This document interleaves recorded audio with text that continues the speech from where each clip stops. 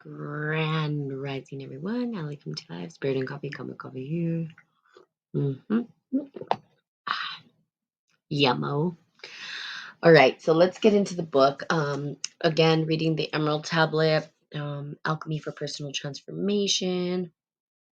Um, and I might go a little bit into how the ego is the function between negative and positive emotions, how it is the sort of center or the um, could be almost like a place where we can do transmutation and understanding. Someone had asked me this question, and I'm like, it takes a whole lecture to talk about these things, and of course, that's a lot of what we talk about.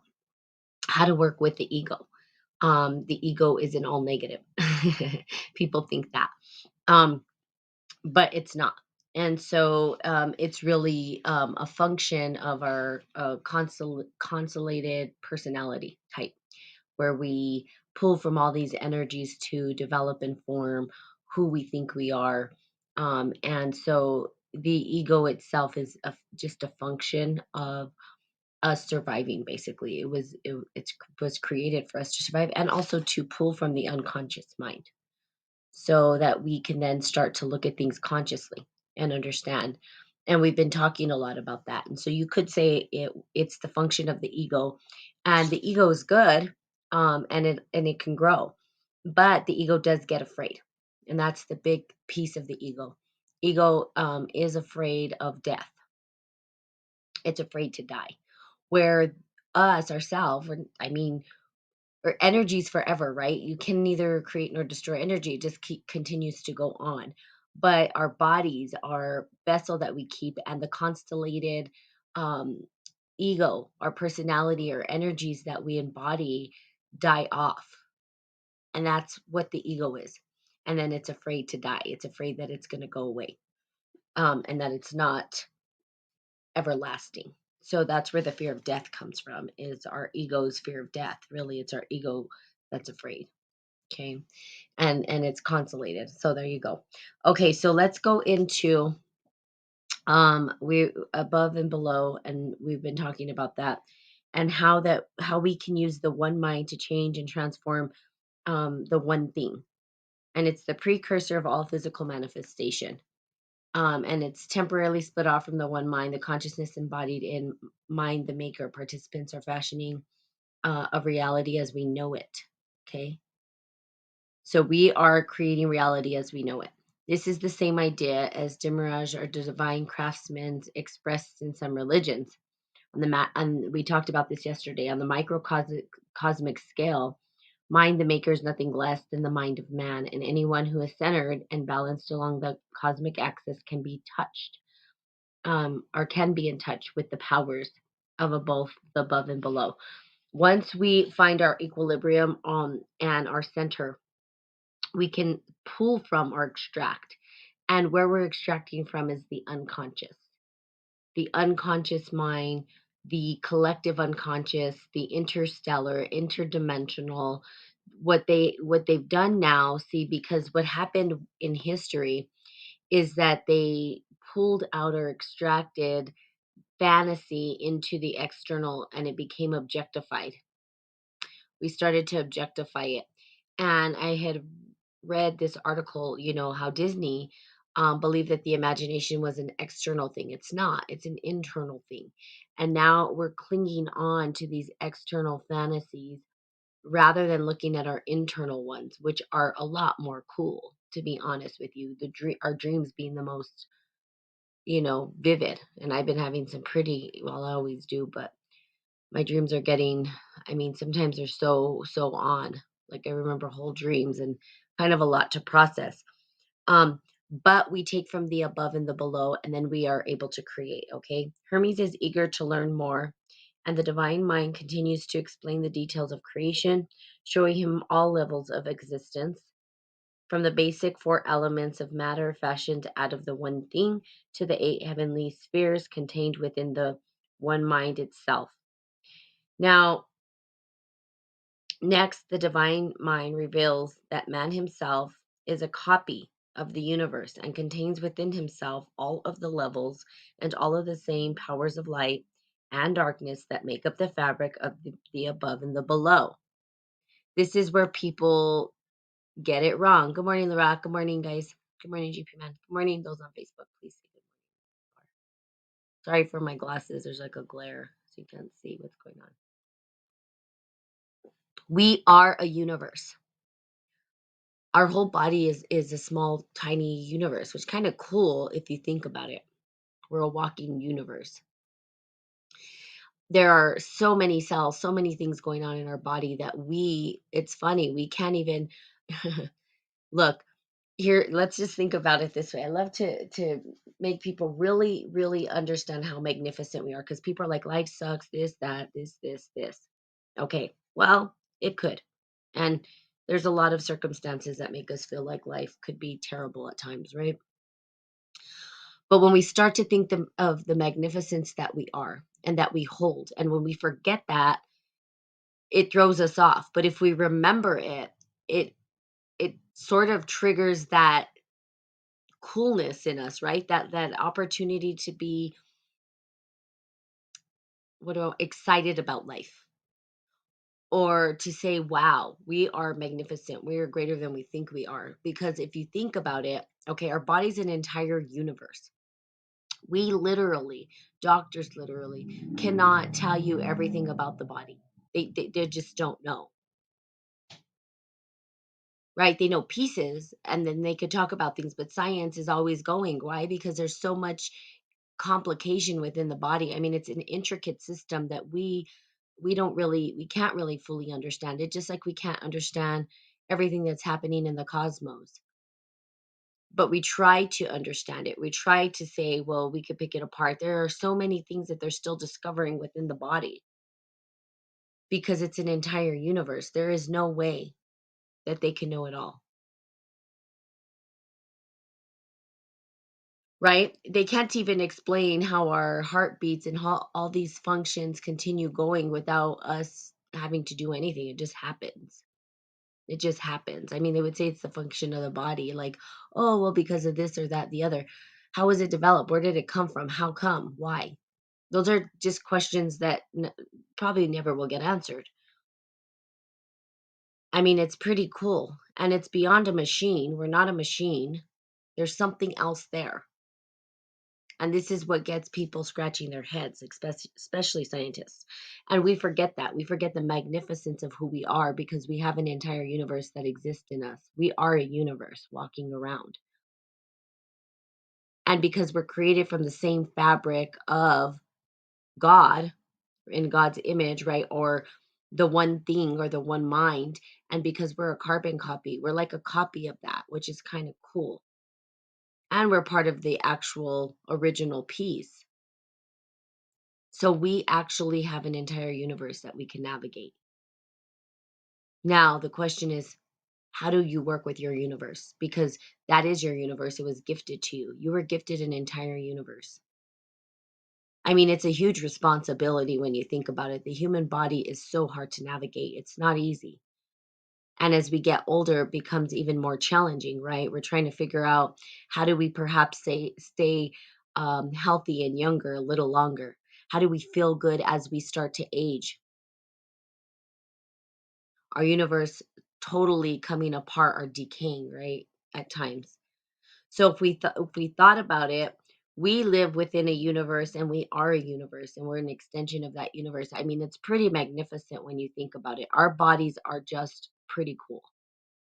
They're pretty phenomenal, to be quite honest with you.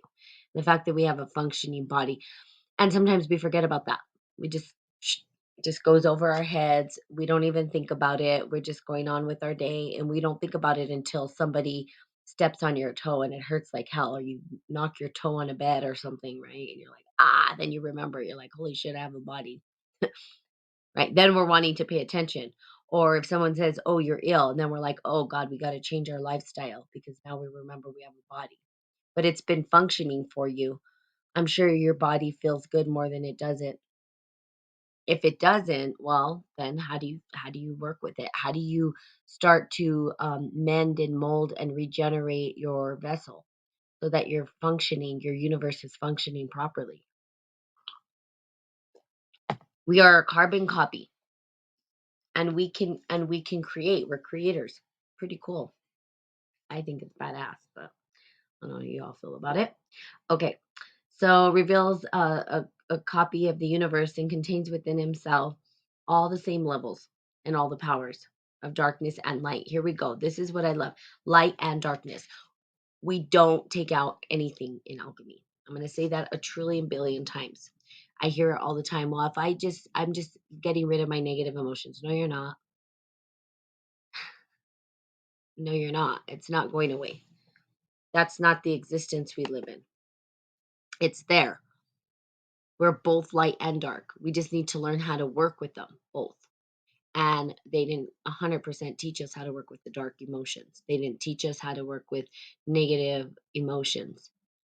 Most people, they didn't teach. I don't know about you guys. I don't know where you live. And I don't know if that was something maybe your parents taught you, or but your school, which I highly doubt. So if you did, that'd be cool. You could share that with me. Yeah, they taught me. But did they teach you? Did anybody want to chime in?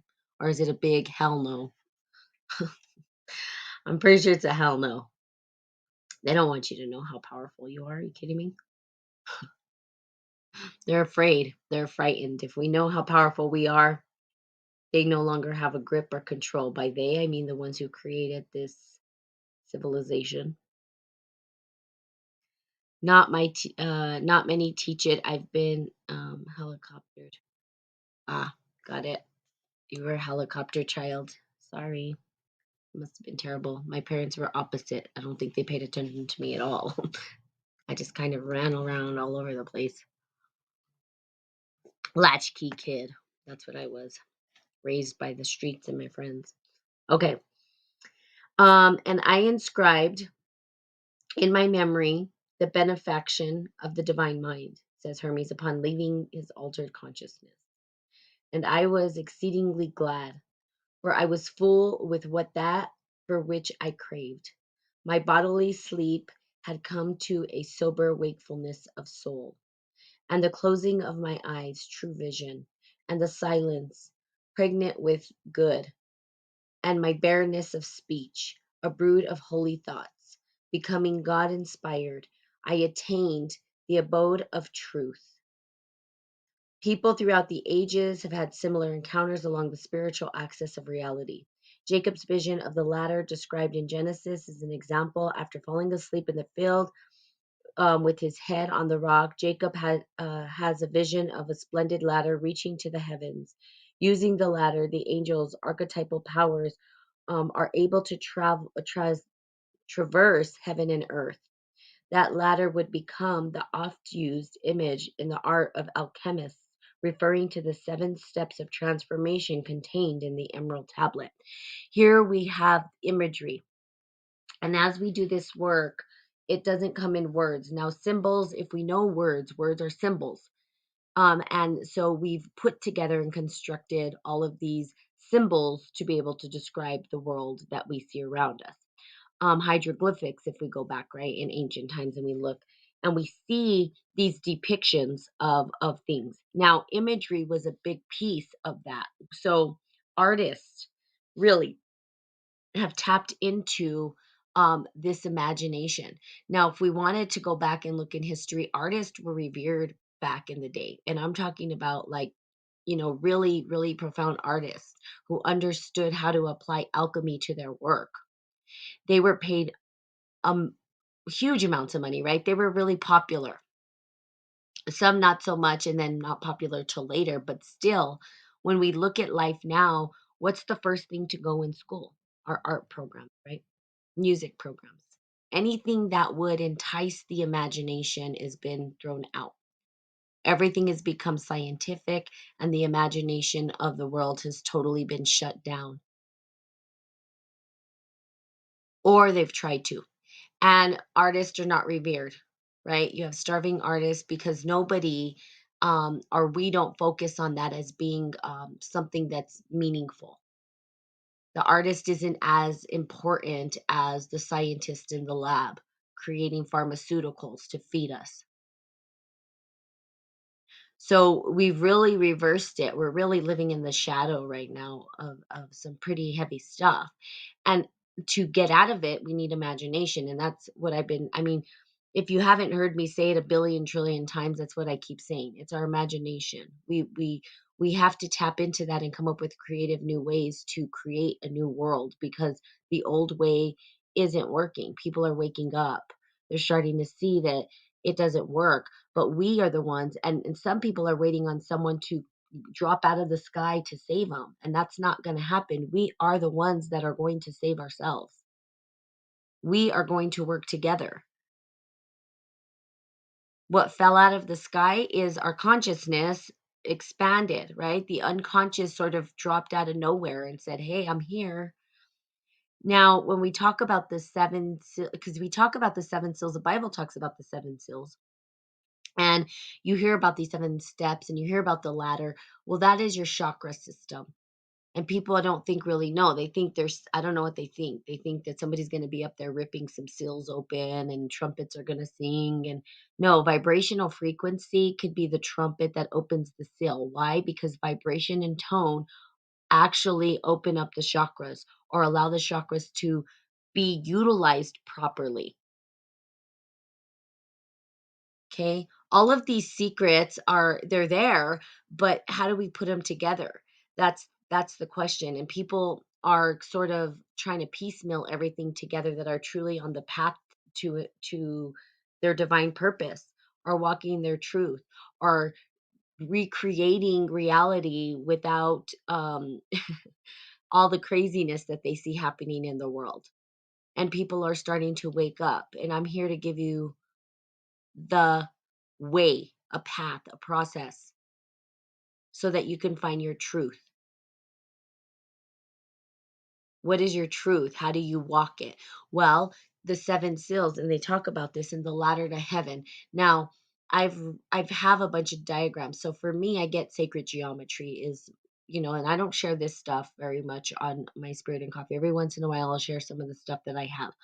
But if you look at it, right, we have these chakra systems, and we can open up these systems. Now, our chakra systems aren't just woo woo energy. All of this isn't just woo woo, not practical. How do I apply it? No, it's actually a roadmap so that we can operate our bodies properly.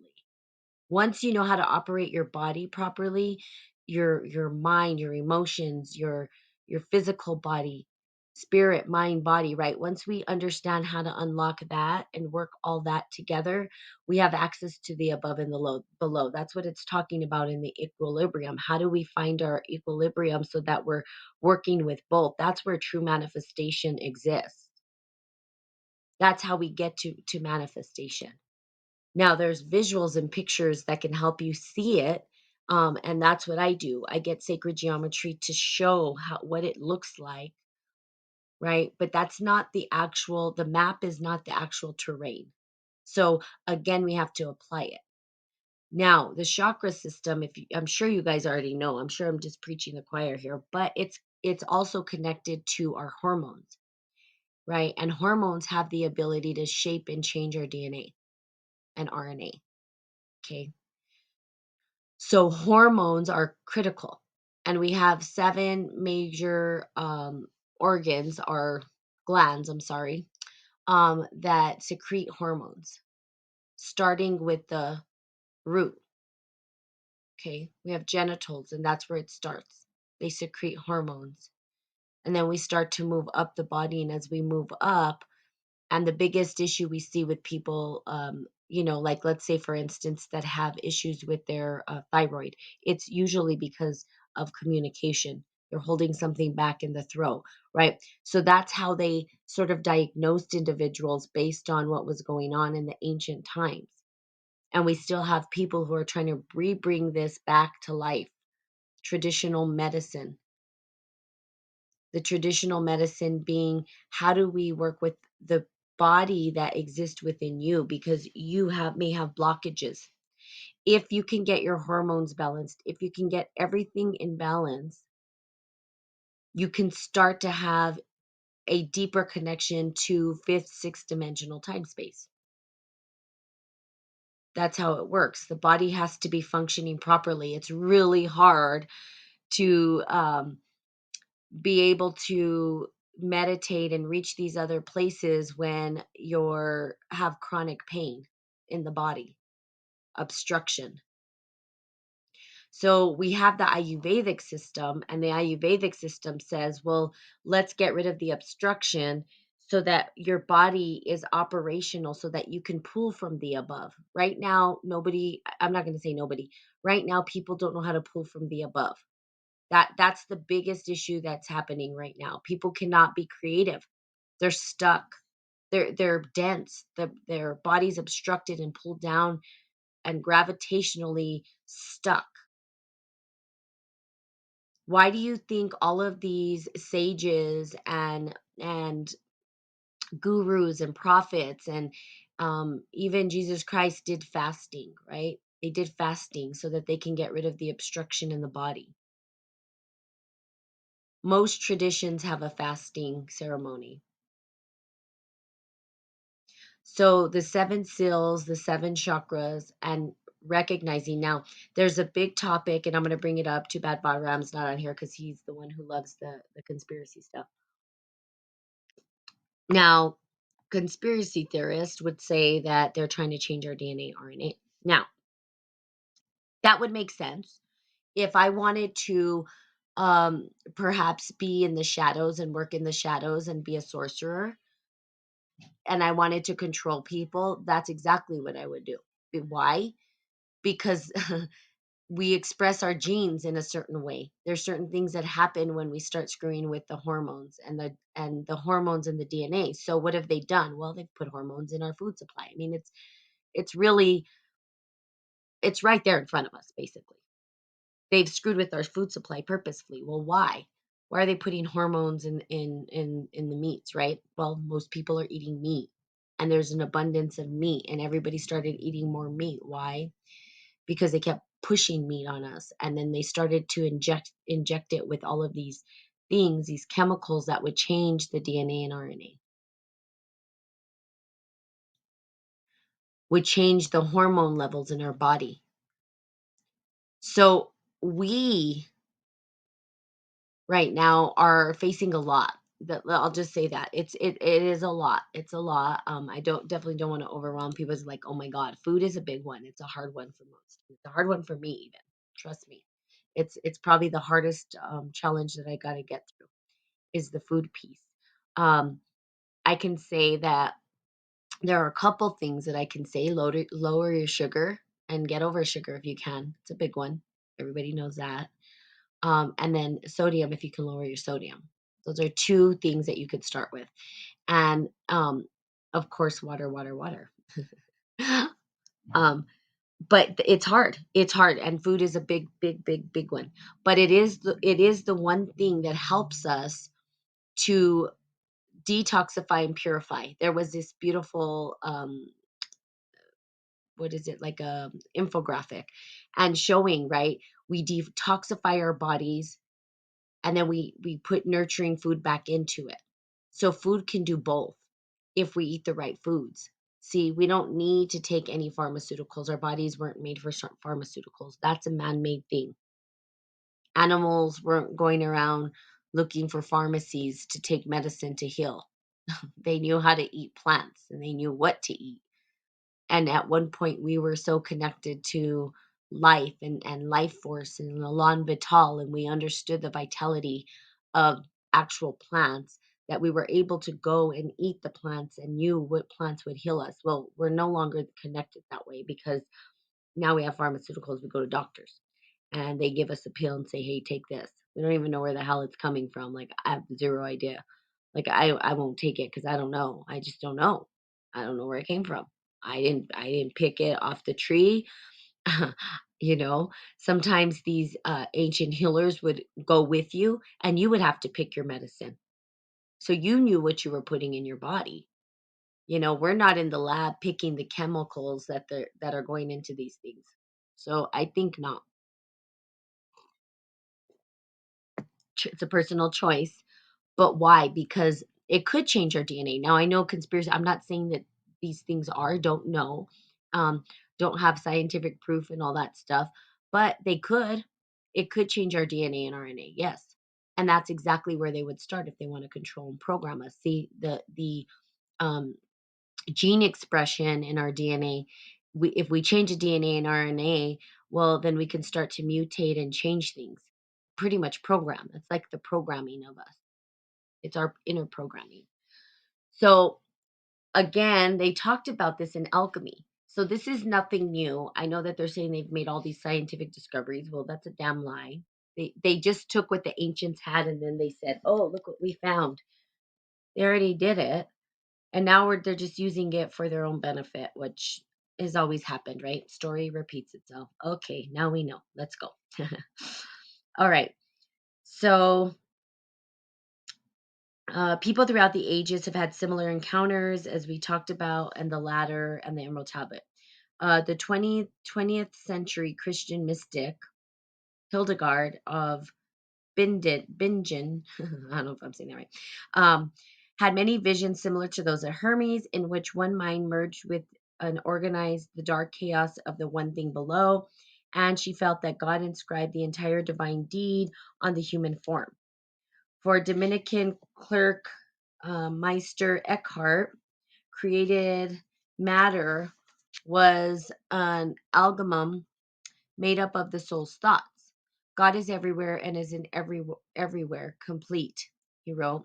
God is in the innermost parts of each and everything. Eckhart describes the one thing as something separate from God, simple ground and still desert, without distractions, out of which all things were created. Um, A modern example of traveling in the spiritual realm is that of a 28-year-old mathematics professor. After being lifted to great heights during an out-of-body experience, he reported, "All at once, without any further change, my eyes were opened, above, in front of me, yet in me, of me, and around was the glory of the archetypal light. Nothing can be more truly light, since the light makes all other things light to be light. Nor is it flat material light, but a creative light of life itself, streaming forth in love and understanding and forming all other lives out of the substance. Far below, as things can be seen at these times without turning away, there appeared something like the surface of earth, but that was only for a moment, to make clear the immense height to which my soul had been raised, and her nearness to the sun. The alchemist, whose craft was both spiritual and material in nature, actually developed step-by-step procedures for working in the rarefied realm and learning to alter reality. There it is. Okay, that is what I do daily. That is why I do this, so that I can teach you, so that I can show you that it is possible. And I'm not going to go on and on and on and on and glorify my life and what I've done, because that's not what this platform is for. I told you guys that if I told you guys my life story from beginning to end, it would seem a miracle. And then that's what it looks like. But really what it is it's the opportunity to tap into this. If you guys are able to tap into this, you guys can start to shape and mold your reality. You will no longer be a victim to circumstances and conditions. Now, circumstances and conditions happen, but you're not a victim to them. You know how to shape and mold.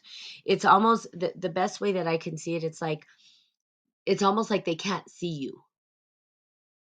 It's like as though let's say there were agents around to attack you, and you're in your own world. They can't even see you. It's almost like you're non-existent. It's almost like you have an invisibility cloak over you. That's the best way to describe it. That's when they say we're on different levels. We're tuned into different frequencies that you can't even see. People right now are not even on this frequency, right? They're not tuning into this podcast. They're never going to. There's going to be people that never tune into it, and we want the world to tune into it. Why? Because we understand that when we are tuned into this vibrational frequency, when we're tuned into this information, that it is so powerful that we have the opportunity to reshape reality as it exists today. Who shaped reality? What did they know that we didn't? How come they were so awesome? Well, no, you are so awesome. You just don't believe in yourself. You don't believe that you are, and you are. You have the ability to do some magnificent stuff. But not everybody will tune into this programming. That's just the way it works. And what we do as people who are kind-hearted and want to support the world is we go deliver the great message and nobody's listening.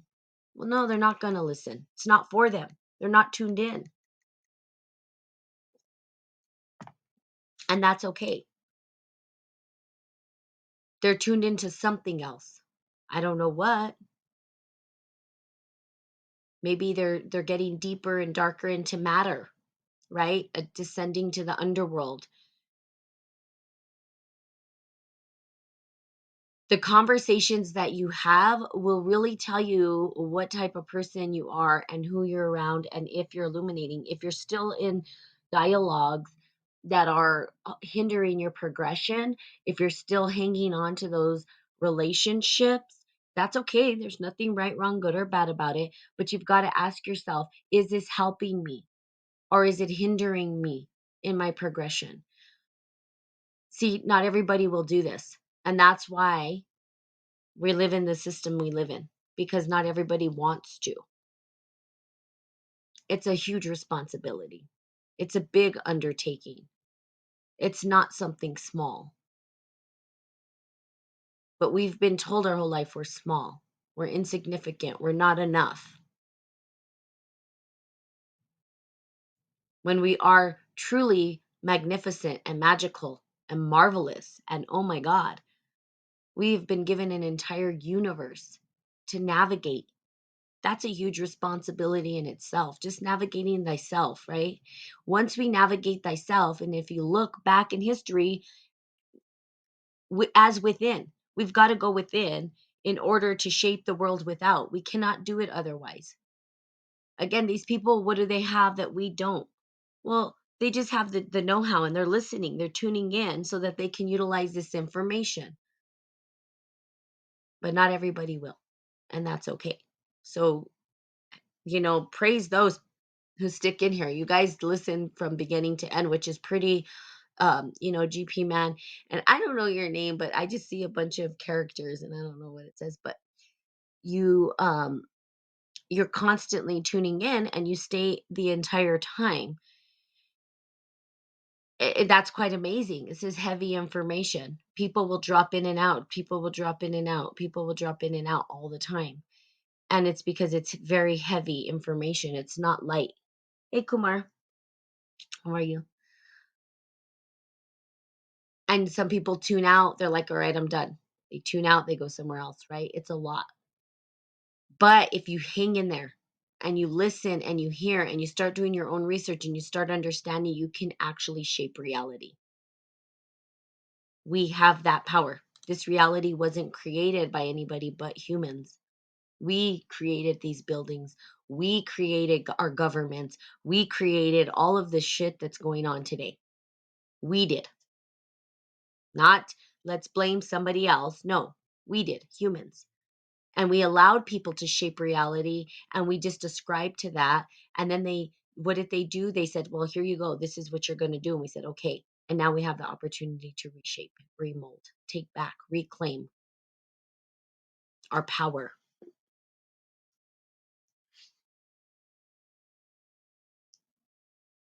So I want to read this again. The alchemists whose craft was both spiritual and material in nature actually developed step-by-step procedures for working in this rarefied realm and learning to alter reality.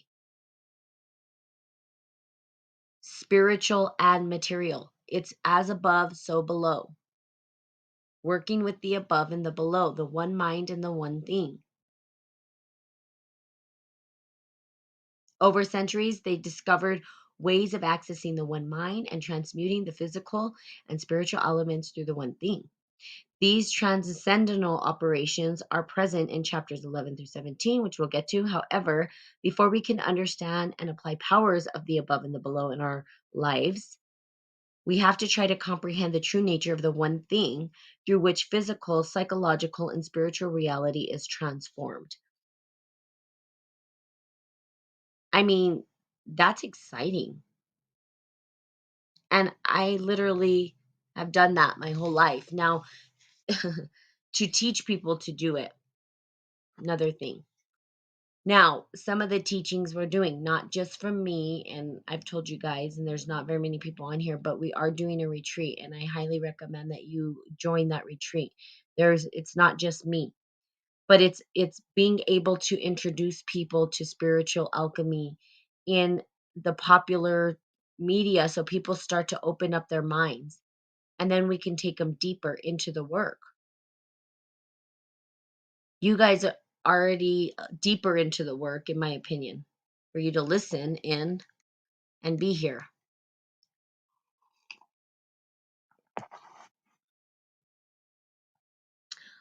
I mean, that right there, that passage right there has so much power that I don't even know. I mean, there's like what, one person here? There's one person on here that's received that message, right? The power in that message is probably beyond our own understanding. We don't even understand. I don't even fully understand. I know how to work with it, but do I fully understand the impact? I don't. I don't know what impact my life is going to have after I'm gone. I don't know what the ripple effects will be. Some people don't know. They die and then all of a sudden they're glorified and they don't know because they're not alive, but their impact on the world ripples. So we don't really know what impact we're going to have when we're applying this work. I don't know where it's going to end up. I don't know what the result's going to be. But I do know that the intention behind everything I do is in light. It's light, it's magic, right? It's light work to help individuals remember they're powerful, they're enough, they matter. You matter. You have everything you need inside of you. You don't even need me.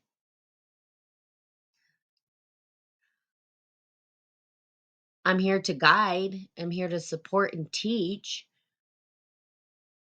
But the reality is, you're your best teacher.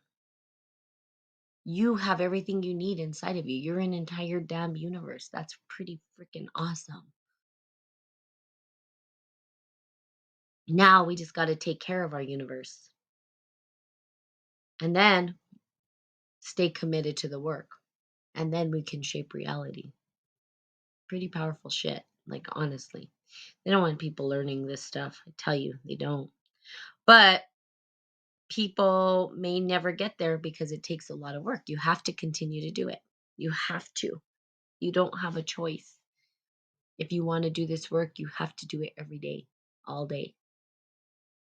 It's not just let me do it one day and think I'm going to get these major results. Not how it works. Okay. I get on here and I would get on here Fridays, but I get in here nearly every day. Been doing this podcast at least. This one on Podbean I've been doing for probably good morning, Tillian. I've been doing it for I think 3 years now, 2 years, something like that. But my Facebook one, which is where it started, I've been doing that for almost 4 years now. Okay. But I was doing the work way before that. So it daily, not just wake up one day. No, this is my life.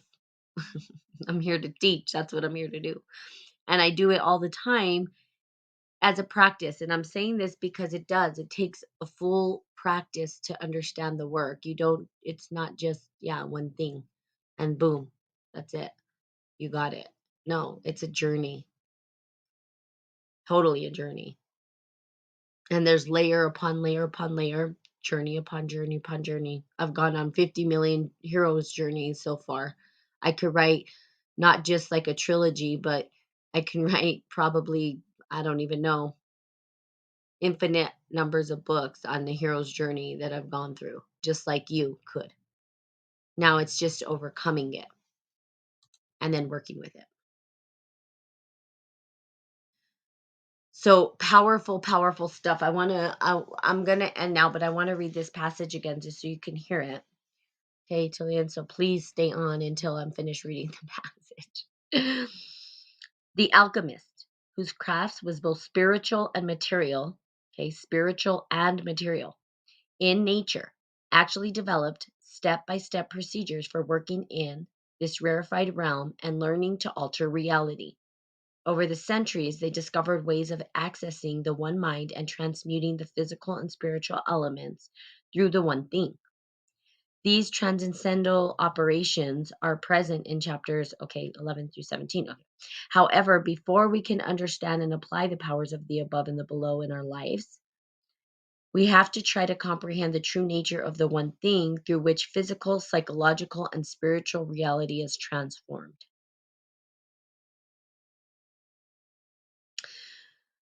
Spiritual material and nature. Those are the biggest things. Alchemists work with nature. We call it spiritual alchemy. This is not scientific alchemy or chemistry. Um, and then we say that it's step by step procedures. I have step by step procedures. That's my legacy, to leave step by step procedures of how to connect to the above and the below, and how to create, how to develop, how to actually shape and mold your reality. Now, those teachings, I'm actually starting to put them in a course. I have a course that's coming out, and I'm also doing a retreat. Now, those retreats are really there to hear from different people, not just me, but other alchemists, because the 144,000 ascended masters are rising, right? And we're here to teach, we're here to support, we're here to remind people and to wake up the rest of the ascended masters. Who are they? Everybody. Really, honestly, we all have it within us. We just got to wake up and utilize it. So, to understand now the step by step procedure, now I have a procedure that I do and a process. You'll have your own process, right? But in understanding other processes, you can start to shape and create your own process to understanding how to connect above and below. This is where your alchemy is. This is where your medicine is. And this is where you find out how you can leave a legacy in the world. That's where we find purpose and meaning. I mean, people will search their whole life for purpose and never find it. That's what this process does. Helps people find their purpose and their process. And what does it mean for them? Now, there is a process that, and I talked about it yesterday, and I'm going to say it one more time because I truly believe that this is probably the most comprehensive, um, most magnificent process of alchemy. I don't think there's any other process that's as close to what alchemy. I, Actually, I don't know. I just think this is the most actually closest thing to alchemy, really, is kung fu. Shaolin Kung Fu. Look it up, understand, and I'm going to tell you why. They looked at nature and they worked with nature. I talked about it yesterday. Okay, I am in Kung Fu. They took the animal forms. They recognized the animals and then they acted like the animals, but in a martial way. That's why it's martial arts. But not only did it help them to protect themselves from people who were trying to harm them, it also helped them with their body. So their bones, their everything, the whole system. Also, there's meditation practice. Also, so it embodies everything. I don't think there's anything left out. It's probably the most comprehensive spiritual alchemic process ever known to man. Now, if somebody else has a different process, let me know. We have the Ayurvedic system and yoga, but Kung Fu, right, also addresses the shadow, and we work through the shadow. We even fight demons, right? So that's part of like some of the forms that we do. How do you fight the demons? How do you, and so literally that system, it came from and it derived from a yogi that came from India. So pretty much we can say a lot of great alchemic processes came out of India. And I mean, if you look at the whole system of India, but Kung Fu applied the movements of animals to the body. for martial spirit, and also for health and longevity. You get stronger. Your bones get stronger when you do kung fu, not weaker as you age. It's pretty crazy. You're not losing as much bone density and all this stuff. I mean, it's just phenomenal, the whole system. They teach you how to eat properly. So if you're looking for a system already in place, right, you can do kung fu. Look up Shaolin Kung Fu. We are very fortunate to have it here in our community and have teachers who are so committed to it that, I mean, they're pretty phenomenal, to be quite honest. So I highly encourage that. Also, remember you have your process and your process will be developed. If you're not there yet, that's okay. I'm here. You know, always reach out to me. I do coaching as well. I do a bunch of different things, but really here to help people get their self going. The time is now. I mean, there's no better time, especially in a time where people are totally feeling lost and like they don't know which way to go. Okay, remember it's working with the spiritual and the material. Or you can say it's working with the above and the below. Or you can say it's working with the one mind and the one thing. There's different ways to say it. Okay, good. Awesome. All right, so we're going to continue on, and the next week or tomorrow actually for Thanksgiving it will be on because yeah. What is the one thing? And we're going to go into that. And then we'll go over what the one thing is and then how to utilize it and um, talk about the first matter. And then we get into the next chapter, which is the rubrics cube. And then we will continue from there. So this book is pretty good. Again, if you don't have it, I highly recommend it. Read it for yourself. It is the Emerald Tablet Alchemy for Personal Transformation. Really good book. Okay, there you go. Love you guys. Have a great day. And of course, I will be seeing you all tomorrow. Bye bye.